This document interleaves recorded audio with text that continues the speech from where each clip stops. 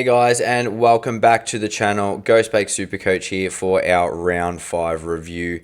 Another hectic week in SuperCoach. So we'll go through all the games, all the players, go through the trades that we made, and have a chat about that and get through what we think we could possibly do heading into round 6. I guess we take this as a positive. Had no idea what par was going to be. Had some crap and had some good, so wasn't really sure. I thought I'd be probably middle of the pack.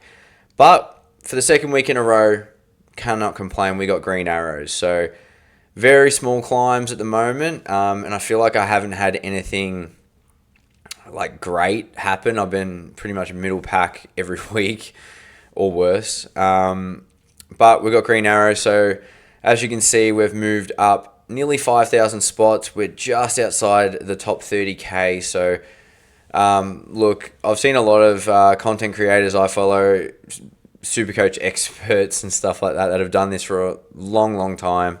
And I haven't really seen anyone inside the 10k for a while. Like, obviously, maybe the first couple of rounds, but it seems to be that threshold because the very popular SuperCoach picks and the not cookie cutter, but the just the popular picks, I think, with all the injuries and carnage we've had. And we had a bit more this round, but thankfully we dodged most of it. So, we can't complain too much. We have been burning through some trades, trying to get the team the way we want it to look. So going to hold off boosting for a while. We've got 2 left, and I'm holding on to those. Definitely want to come out of the buys with at least 1. But yeah, we're obviously through the buys. When we get to that stage, we're not going to need to boost because we'll have those 3 trades anyway, unless something really fucked up happens, which can happen. So they're there for that. But yeah, this week definitely not going to look to boost. We'll just see, have a look at what we can do. I think this week has actually got a lot of options for us in terms of what we can and can't do. I'll talk about my plans and everything like that as we go through, but let's get crack-a-lackin'. So we scored a 21.53, nearly at that 10k in total score, but like I said, ranked 31.029. Hopefully we keep just getting those green arrows. I don't care if we chip away at it, but just keep moving up and see how we go as the season goes on. All right, let's go through the team that scored for us this week. And look, I'm going to be honest, I went into this round super happy with how my team looked. I was really excited, and I'm like, I just love some of the picks I had and the matchups, and I was like, this is going to be a good week, and that slowly turned pretty quickly. Thursday and Friday night's games really shit me, which I'll go through as we go through player by player. We'll talk about the game briefly as we go through that too, but look, we start with Jackie Sinclair. Obviously had his bye last week, came back into the team this week. They played Port Adelaide. That was the last game of Gather Round. And I watched most of this game, and it seemed like he was doing all right. Obviously, he's got the monopoly on the kick-in, so any point is always handy when he's on the field because he's going to take the kick-in. Just didn't really keep track of the scores too much throughout the game, and I was a bit surprised when I saw, he was sort of lingering in the 60s, 70s for a while, and I was just like, he'll ton up surely, and then just never happened, especially because the Saints were winning. I thought, a few kicks or a few, good chains and he'll pop up, but anyway, he got an 82. Obviously, that's his lowest score of the year by far. He's tonned up every other week, so not the greatest on return, but look, we'll give him a mulligan on that because he has been so super consistent. I still think he's going to be D1. No one's ever going to tag him with Naz in the team. Like I said, he's got the monopoly on the kick-ins, and we'll see how we go. I think they've got the Crows this week by memory, so shouldn't be too bad there. I think he'll just keep bouncing back, and he should score over, maybe a nice juicy 115 near his average would be nice, but we'll see how he goes. But not too worried about Jack Sinclair. He's done really well so far. Next pick was Lockie Ash. Came into the team, as you saw, we dove headfirst into the Orange Tsunami this week. Good matchup after their bye with the Tigers, and yeah, it was a choice between him and Whitfield. I know Whitfield was the value option, but like I said in the trade video last week, I just love the Ash pick. I was hot on him all preseason. Admit I got scared off once he had that really poo round 0 game, and I was like, oh, it's, if his price is going to drop, I'll wait for him. And then after that, he just went bananas again, as he does. 106, I'm not going to complain about it, but he did have 35 disposals.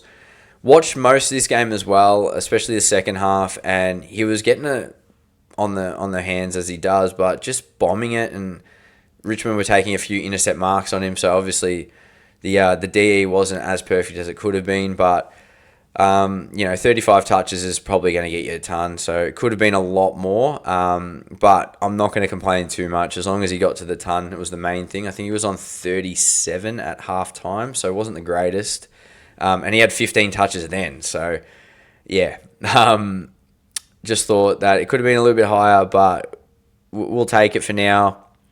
This will be interesting this week as he goes into Sydney, because there's one of 3 boys that James Jordan could tag. He's tagged Ash before. He tagged him last time. Historically, before that, he's tagged Whitfield. But as we get to my midfield, there's someone I think he could possibly go to there as well. So there's 3 boys that he could go for. At the moment, I'm hoping he goes for Whitfield, just because he's the only one I don't have. But it wouldn't surprise me if Jordan goes to either one. They might try someone like a Rowbottom or someone in the middle on Finn. But yeah, so that'd be interesting to see. But at least I know one of them's not going to get tagged, so hopefully that means that they'll get off the chain either way. Geordie Clark. Oh, I'll talk about how shit this game was with my next unfortunate member of my team. But I thought Geordie Clark did enough. This was a game where barely anyone turned up. There was a lot of 90s, 80s, 70s, 60s spread across.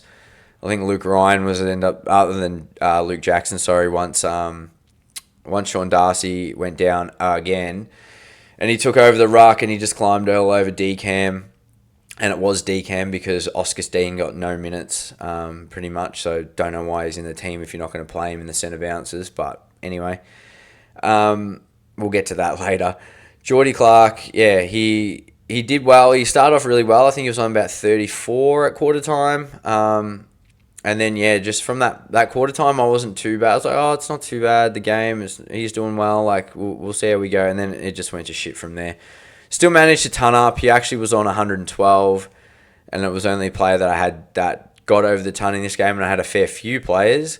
But, yeah, scaled down to 106. When I was like, of course, scale the one bloke. I don't want you to scale down. But, yeah, There was obviously, it wasn't the cleanest game, but he did what he needed to do, and I think him and Luke Ryan took a shitload of intercept marks, or just marks in general, in the opening quarter and maybe even the opening half, and that's why they sort of top scored. And obviously Luke Jackson came back with a vengeance as well. So, yeah, like I said, he's up and down at the moment. I just want that consistency from him. I want him he averaged about this last year, that 106. At the moment, he's at 96, 95, 96. So just get some consistency back. He's got a good run coming up. I think he's got the Blues. The Blues are coming up for them, and obviously West Coast this week. So should do some damage this week. So let's hope for a big another spike score, maybe a 120 plus. Would be really nice from Geordie Clark, but we'll hold as we do. He's already dropped a bit of cash and not sideways in my primos, which is brilliant segue in, because I'm just going to let loose. This fucker, Dan Houston, is not a primo. I'm going to put my hand up and say I made a complete mistake, and I'm going to own it, because I'm not afraid to say that I fucked up. I had Josh Dacos written all over that pick in whenever round it was early on, once Rosie went injured. Everyone started jumping on Houston. I admit, I was like, oh, if I jump on him, I'll save a bit of cash. And then that way, if he fucks up, at least everyone's in the same boat as me. So a little bit less risk than going against the pack. Gut feel said Josh Dacos, and I wish I had went there. Yeah, he hasn't set the world on fire, but he's been pretty consistent. I think since then he's gone 115 and then 290 scores, which Dan Houston begs for a 90 at this rate. Yeah, just I couldn't believe it. He was literally the lowest scorer for Collingwood at halftime. I think he was on 16. He had like 5 touches, no kick-ins. Just I don't know how much he ended up on, but in terms of kick-ins, but absolute fucking trash. He is not a primo. He's not even going to make money. All the money he's made, he's going to be back to the price I got him for. Highly, highly doubt he survives this week and stays in my team. I know he's got Carlton and Essendon. And he's got like 4 or 5 games at the G in a row. I hate watching him. I don't like the pick. Even though he got a ton last week, which I was like, okay, he got a ton, I'll take that. He still had 32 disposals and like 10 kick-ins. And like anyone else would have got way more than that. And he's just not the pick. So I'm putting my hand up and owning the fact that picking him was an absolute mistake. And like if you literally look, other than obviously Lockie Jakes who didn't play, he's my lowest scoring defender by far. Like by at least 20 points. And he's meant to be a primo. So I'm spending most of my time ranting on this piece of shit. And I'm also a piece of shit for picking him because I absolutely should not have picked him. But I'm probably correcting it this week because I don't want him. I don't care if he gets 120 this week. I don't want him in my team. I hate watching him. Just have I shat on him enough? Because I don't feel like I have. But he's my absolute hatred of this week. And I'm pissed at myself for picking him. So the original plan was if he shit the bed, we'll see what line we needed a bit of help with. Obviously, could easily do a downgrade, get a rookie. There's not a lot setting the world on fire, which we'll go into later on this week in our trade video.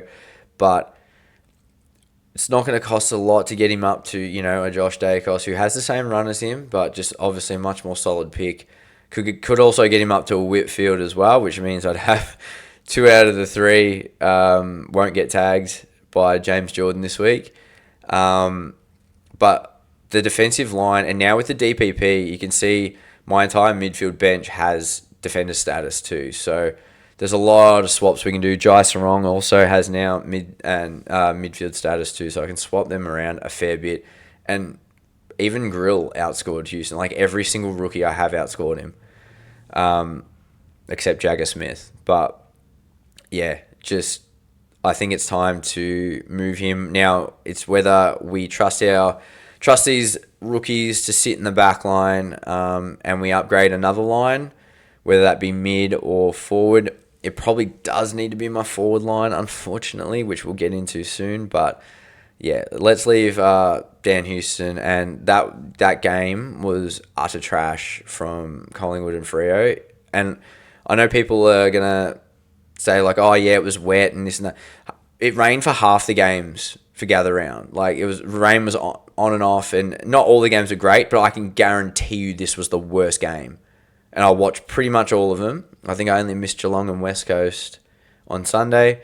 Pretty much all the other games I did watch, and this was by far, even though the finish was close, it was the worst game. Skills-wise, it was sub-AFL standard before the rain hit. So if you disagree with me, that's fine, but that's my opinion, and it was a shocking watch. Not just for SuperCoach, but just in general. All right, I've shouted on that enough. Let's move on. Woosah. Jai Sarong, started real slow. This was probably a game I only watched a little bit of because Noah Anderson was getting tagged and it pissed me off. Started off pretty slow. I thought like he'd do okay on a wing, so I left him on field and was looking to do some loops, obviously, with Lockie Jakes out. So I've got Murdoch in the midfield and Jakes out. So I was like, all right, let's loop. Then that way we can try and get the best score possible. Try and loop when you can, obviously. And yeah, he ended up he's climbing his way up to a 75, helped with a Sydney win. Obviously, Isaac Heaney went nuts and Grundy did what, not quite as good as Gawn did against Wits, but still gave him a good bath. But yeah, Jai Sarong, 75, not going to complain. Averaging 76, break even's good. His role is good. He's solid job security. He's just going to keep going. So hopefully, we get at least 70s out of him and he keeps popping and that price keeps rising for now. That big 120 last week really helped as well. So we'll keep him. Very happy with that pick. Lockie Jakes, like I said, scared he was going to be a late in. Thank God he wasn't. And that way I got to loop, and I was definitely looking at it because if you see, I've got Jakey Farrow sitting on the bench. As soon as he got that 102 and I saw the way Essendon play, which shocked me, I watched that whole game, and he is such a good user of the footy. He's calm. He doesn't panic. He uses it well. He doesn't want to just bomb it long. He stops when he took like 12 marks, and he looks for his players, and he doesn't want to waste a kick. And that's so rare for a kid his age to be doing that. And I'm super happy with the way he is as a bomber, but also just the way he scored. Obviously, he's at a 90 and then 102. Essendon's chip mark style, if they're going to keep doing that, and he's getting on the end of them, what a pick, yeah. Most people went there. I know some people didn't.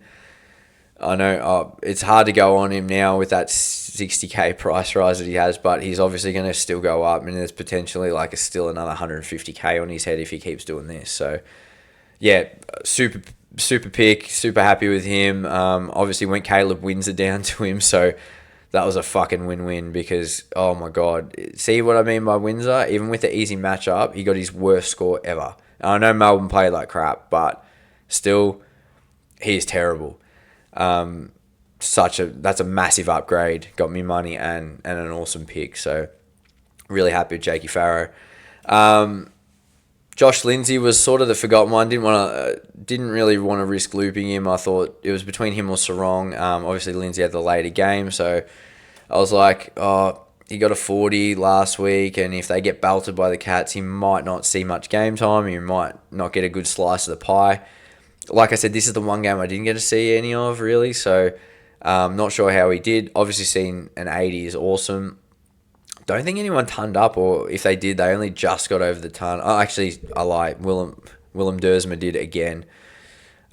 Big miss not having him. He's just continuously showing why he's pick one. And yeah, preseason he didn't look like a SuperCoach pick, but he does now. And anyone that's got him, just keep him there. He's killing it. But yeah, although Lindsay outscored Sarong, it's only by 5 points. More than happy, and that gets that cash gen kick-started even more now. So he's got money to make, averaging 64. It's still not bad. Hopefully, it's obviously harder for him. He's in a poor team, so they need to keep his left boot around. And hopefully I can watch some highlights of this game and see how he actually went. But yeah, very good pick, and super happy with my backline except for one piece of shit, Dan Poostain. Midfield, Bont. Yeah, just didn't Bont.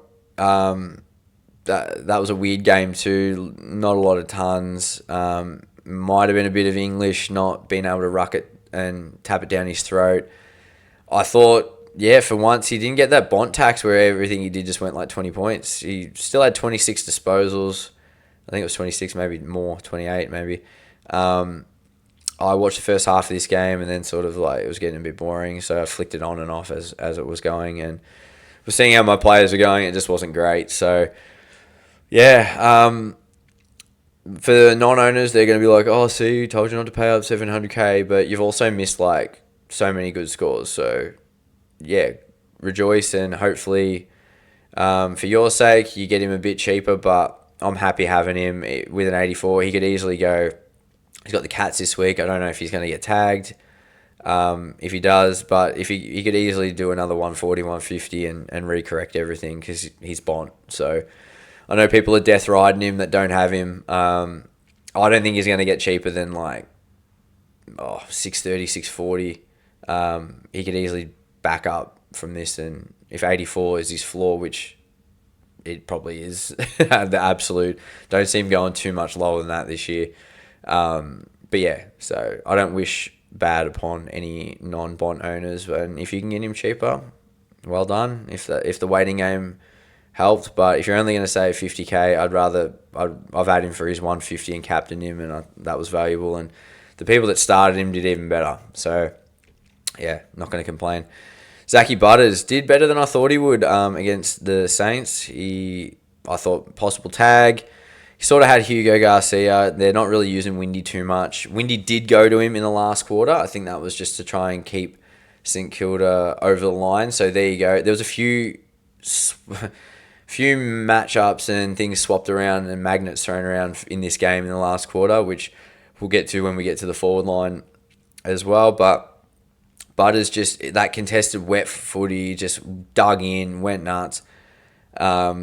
And just, yeah, he got scaled up heaps, more than I thought. So I was watching it, and just, he's so quick, and he just doesn't like to waste it. He just gets in, and he's in and out, and he loves the physical stuff. Some of the tackles he did, one beautiful tackle on Naz, and pinned him holding the ball, I think, and then just got into his face. I love that shit. Yeah, love Zachy Butters. So big score, highest score of the round. Wouldn't have guessed that heading in, because he's obviously averaging 122, which is awesome. But yeah, he's sort of, he's had his off moments during games as well, or he's had a poor quarter here and there. But yeah, take a 145 any day of the week. And shout out to SuperCoach God. I saw that he captained him too, so well done. 145, you take that. Nicky Dacos, same thing, part of that shit game Friday.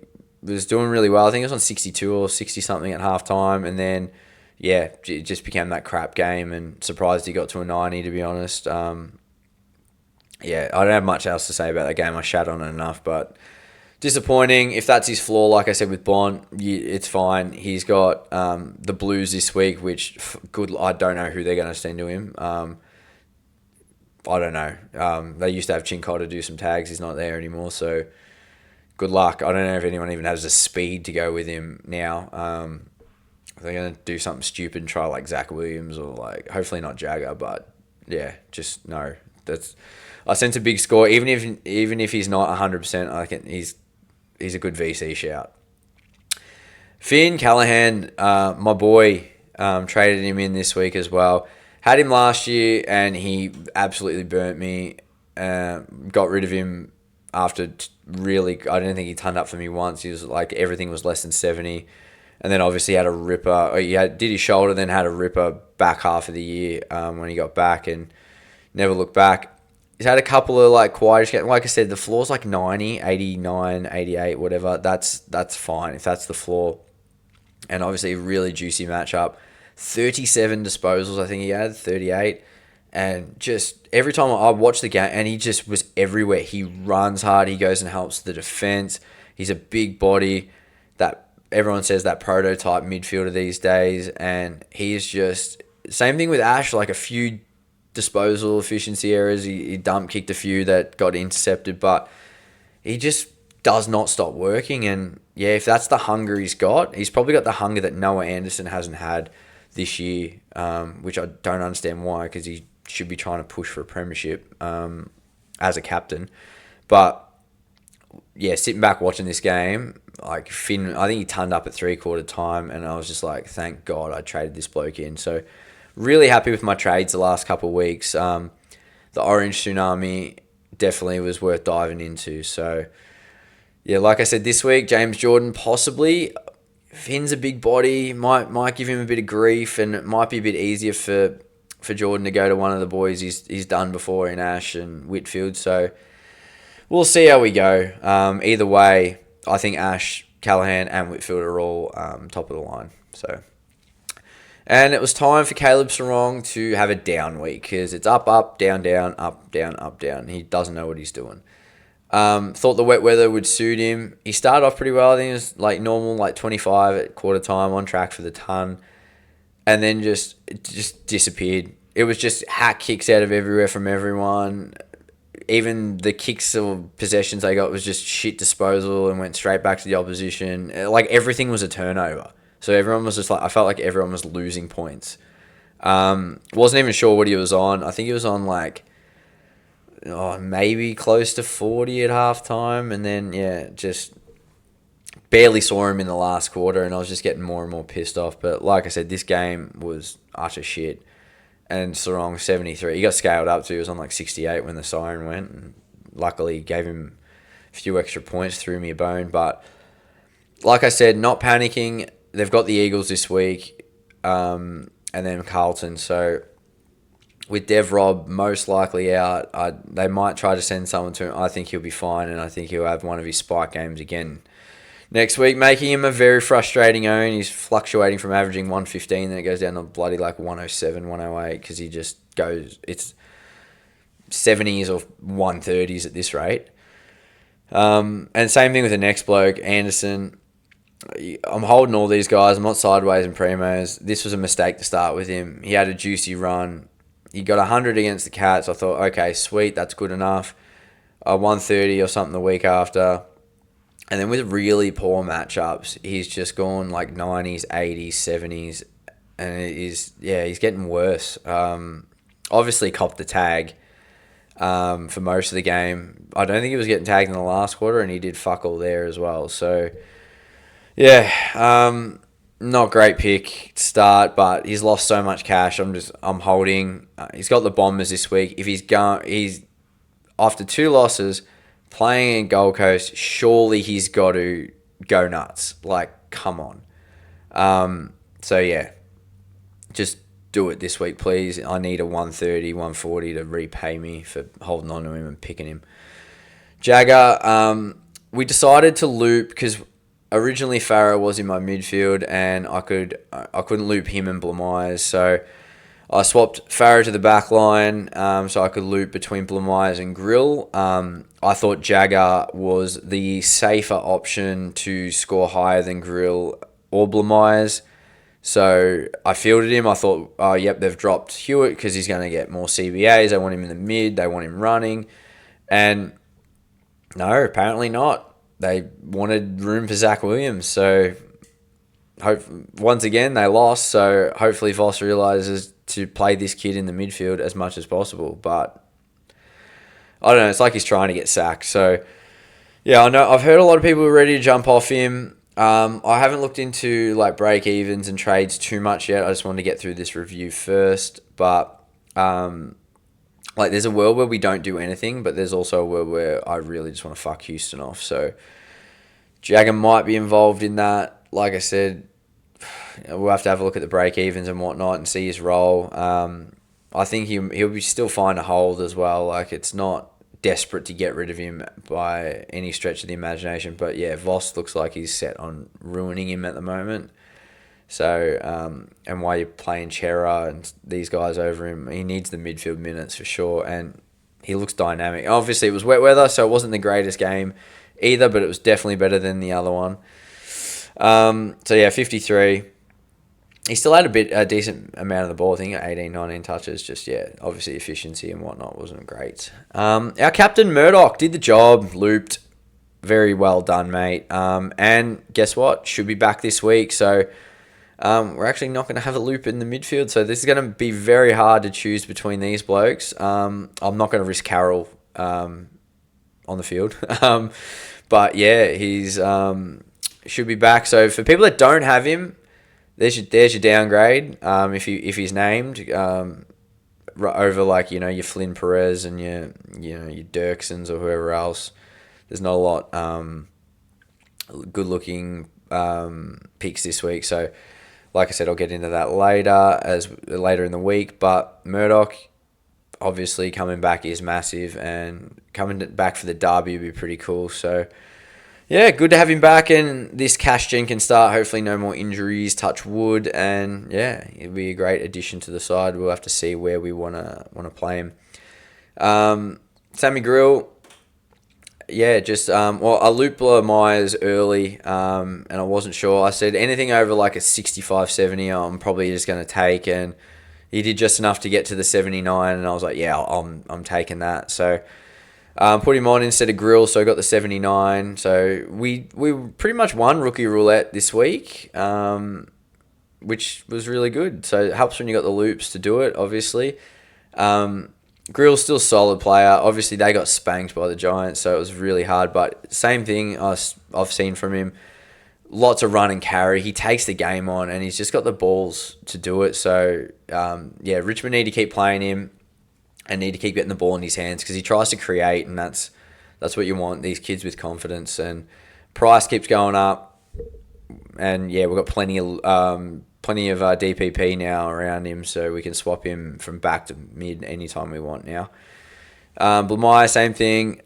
79, you take that. He's been solid as. Hasn't had too many scores. I think the lowest was 56 or something like that last week, but still making money, averaging 73.8. He's got the Tigers this week, so they're playing each other. So that might be decent. They might be the two that are on field for me this week. So it'll be an interesting game too. I'll be keen to watch that actually. Might chuck a multi on that one, but very happy with that. And Jack Harrell decided to give us a little bit of a spike score. Definitely one for him. Everyone keeps thinking he's going to get dropped, and now he's played a decent-ish game in a winning side. Should hold his spot. Hopefully this kickstarts the money a bit more too. The cash gen's been really, really good so far. Only player we didn't get early on was Watkins, and he's turned to absolute crap. So very happy there. Not that the bloke we did end up picking a couple of weeks ago has worked out, but he's still doing better than 17s and 7s. Jack Harrell did well. Now got the defender DPP as well. Need to stop talking and get through this a bit quicker. Put the big V on Maxi Gawn, thinking he would kill Blackiston and beat the curse. He did, but he wasn't really rucking against Blackiston. He was rucking against Peter Wright, which was a really good move by Essendon. A bit more physical. Obviously, just a better ruck. Didn't need him up forward to kick goals this week. And he sort of hasn't been in goal kicking form anyway, Peter Wright. So I think it was a really, really good move. And watching this game, Essendon with their chip mark and switching non-stop just made Gawn down the line irrelevant. Like, he just couldn't get these marks and stuff. And Peter Wright outmarked him a couple times too. There was a few that Gawn got his hand to, and Essendon was still good enough to spoil it or bring it to ground. So, wasn't sure what he was going to be on. He was on, I think, 80 at halftime. I'm like, here we go. Yes, we're on track. And, got the 131, which I'm still happy about. You take that score as the VC. I'm not risking any crap to try and get an extra 10, 20 points. So I took it straight away.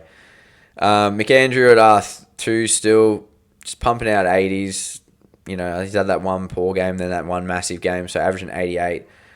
I think he's fine there for now. Am a little bit tempted to jump on Luke Jackson now. It depends if Mason Cox is named, but then they've also got the Eagles this week. So, if there is a rookie downgrade we do want to do, then maybe we could go Houston up and swap some people around, get ZZ Top in the back line, then we'll have a loop for the back line as well. So that could help our structure a bit. Then have McAndrew sit at flex. The only issue with that I don't really like is that means Tanner Bruin will have to come out of flex, which means these midfield rookies I'm not using too much of, and they're doing really well. So it makes those decisions harder. It's a good problem to have though. And at the end of the day, I've just got to see what works best for the structure and for the team. Obviously, Bruin will get fielded over the rookies, so it's not the worst thing in the world. It just means I have to pick the right rookie out of like 4 of them, which makes it a bit tough instead of 2 out of 4. McAndrew, he's solid there for now, at least as flex or R2, depending on what I decide to do this week. She's doing She's things, 127. LDU did the same thing. It was a bit surprising against Brisbane's midfield. And they put up a decent fight for most of the game. Brisbane obviously too classy and got away with it. Would have been cool if they got another draw like they did last year. That would have been funny. Was it last year or the year before? Might have been the year before, sorry. But yeah, they had a draw at one stage in the last 2 years. He's just pumping out scores after scores. 97 was his lowest score last week, and he did well to get up to that because he did start really crap. That goal at the end helped, but just solid. He's just racking up the pill, classy, clearly F1. There's no one even going to get close to touching him. The only one would be possibly Petrarca, but definitely not in total points because while he's been injured, Shears was just fucking just going. Actually, that was stupid to say because Petrarca's smashed it before, and his total points were really, really high as well. Flanders is just sticking around this 80s, 90s, maybe 100. Like, yeah, it's weird. He's got the midfield role. He's just not using the ball as much. I actually saw him take a couple kick-ins. That might have been when Sinclair was off the ground, and they moved a few magnets around. But yeah, he's by far nowhere near our worst problem, so he can just sit there. Might even be F6. I don't know. The forward line's what I'm having the most trouble with. So just because I want to bring in the blokes that are going to be top of the line, and I feel like I was trying to upgrade all the rest of the lines, but while the rookies are doing it, this is clearly the line that's not scoring the best, so might require the most attention and maybe go Houston up to somebody. Could even be Track himself. Not sure, though, coming back off the injury. He does have the Bombers. And I want to look at Took as well, but I think their break-evens are pretty damn high. So it's just about... Like, I picked Callahan, and he had a 134 break-even and got a 135. So if you're doing it on the right matchup and they can get there, it might be worth taking a risk, especially if they're top of the line. If you're only going to get them maybe 20, 30K cheaper, it's okay if they can give you a bit of a spike score. So we'll see how that goes. Cook, 63. I think he's probably the closest one, which is annoying because he's a forward, to being done with his cash gen. I think he's sort of going to hover around the 50s to 80s sort of mark, like maybe 60s to 80s. But he does play St Kilda this week, I'm pretty sure, and St Kilda league points to wingers. So, yeah, he should be fine to stay in this week for sure. Have to have a look at his run too and his break even. I think it's starting to creep up a bit, but he should be right. And I remember Sammy Davidson last year just went bananas on the wing against St Kilda. So, yeah, hopefully, I'm not sure what it's been like for the wingers this year, but I think Cook is pretty solid still. Dev Rob, yeah, like I said, didn't see this game, but the knee concern was annoying because he just came back from suspension. We'll wait to hear what the scans say. If he's out for a decent amount of time, 6 weeks or so. Otherwise, what we could do, if it's 1 or 2 weeks, because obviously he's in that team, and when he's fit, he'll be in it. He's that senior body, that bigger body, usually getting responsibilities to tag. If he only misses 1 or 2, we could, with DPP, do a trade and flick him into the midfield, and then we've got a loop option as well. Or he could just stay in the forward line and be a loop option there, but a lot less interesting players to loop in the forward line. So I think we do need to correct some stuff for the forwards, especially as we go down. Philippou, 69. He kicked like 2 goals, 3. A few, I think I saw him in the CBAs a couple times. Tog's just shit still. Like, I don't know if they're still... He had a break. He had short Tog, break, comes back. It's still not that great of Tog as well. I think it was just over 60%. I don't know why they're building him up like that now. Like, 69 points is decent in that amount of time. So hopefully they just use him more. I know they're probably worried that he's going to re-aggravate something, or maybe he still does have a bit of like soreness or whatever. But yeah, like, come on, he just needs more Tog. I think he's kickstarted the cash gen again. But if you can give us a spike score of 80, 90, we'll take that and everything will be sweet. So, yeah, just fucking play more, Ross. Jeez. Toddy Marshall came back and finally gave us some money for those that have held for so long, rolling his bloody ankle every week. Was on about 40-something at half-time or whatever it was, three-quarter time, and they decided to swing him forward. I understand they're trying to win the game. It's not a SuperCoach move that we want, but I don't think it's going to happen every week. I think they were literally just trying to win the game. So, but yeah, Josh Carr's made some questionable decisions. Bergman was going to be this superstar, and he's like so far off being a SuperCoach pick now.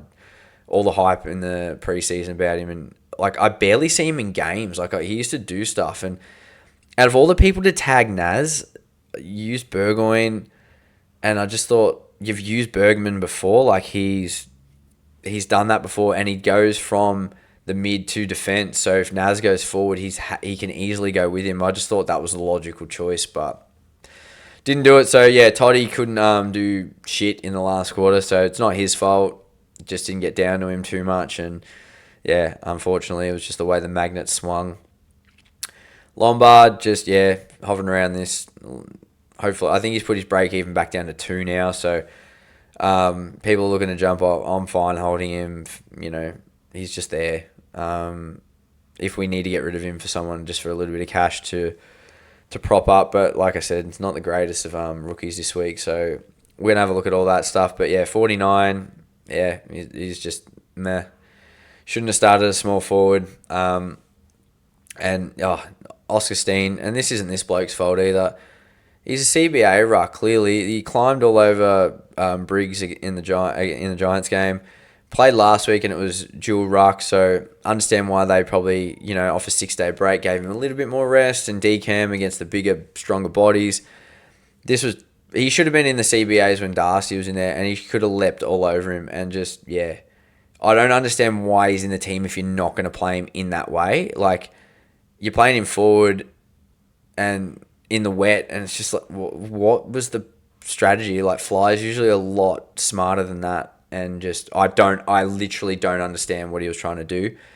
It was on and Steen was on 27 at half time. So it was like a 0 to 1 point second half, which is just fucked.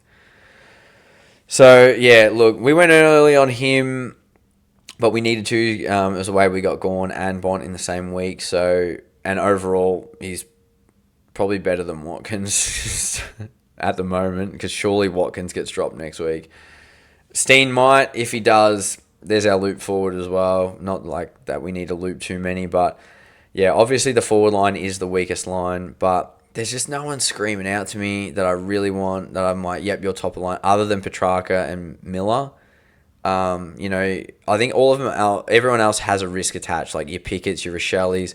Rankin's at 430k now, but he's going to be top of the line. The ones I'm picking, like I picked Callahan, I picked Ash, I picked Bont, I picked Gorn. They're my last trade-ins, and they're top of the line. So, yeah, we'll see how that goes. But the last bloke is Tanner Bruin.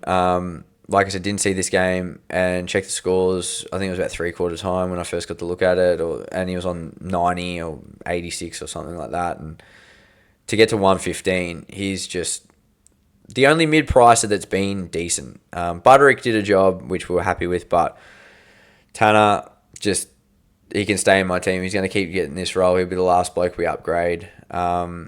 He's doing such a good job with everything. He's only had one poor score, which is when he got his nose smashed. That'll be out of his system next week. He's going to make more money. Just love having him. Unfortunately, didn't get the defender DPP, which would have been great. But, I'm happy. I'm super happy with him as a pick, and it's good to have him back playing footy and doing so well. But, yeah, that's our team for the week. So, we've sort of touched on what we can do. I'm really happy with most of the picks. Obviously, underperforming primos like Sarong, Anderson, are the main ones in the midfield. Forward line is a bit weak. So definitely going to have to address that at some point. And I'm happy just purging Houston, to be honest. It's we can sit on our hands and give him another chance and do nothing this week and just see how it goes.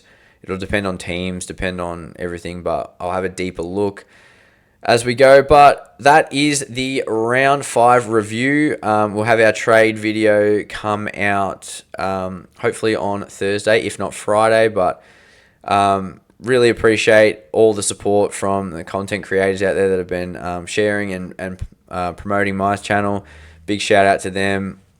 And obviously, if you're here, you've probably come from them anyway. But like and subscribe to all the blokes I have shouted out with. Give us a like, give us a subscribe, comment, whatever. I'm not fussed on how many I get. I'm not like that. I'm happy just being a part of the community and chatting with you guys. And happy to, like I said, answer any questions, leave comments, make it fun, make it interactive as much as you like. But appreciate you all. We will see you in a couple days for the next video. But thanks heaps, guys, and give us a like, subscribe. It is Ghost Bakes SuperCoach, and on Twitter, I think it's Ghost_Bakes, if not just Ghost Bakes. So give us a follow on there as well. Had a few more lately, which is really good. So thanks to everyone, and we will see you down the track in the next video. So have a good one, guys.